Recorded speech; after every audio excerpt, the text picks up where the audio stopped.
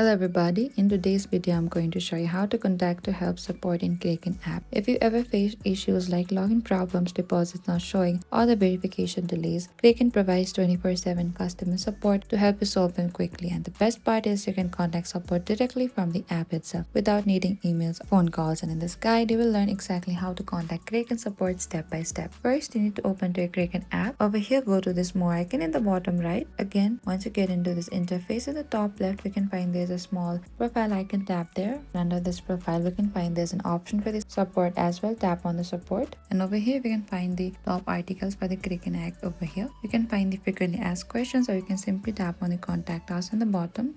And over here you can also chat with the assistance of your Kraken app as well. And that is it. Over here you can type down the any issues that you have faced under your Kraken app as well. And this is it. This is how you can contact support to Kraken app. Thank you for watching this video. I hope I could help you. If you have any queries or confusion, please comment down below and we will reach out to you very soon.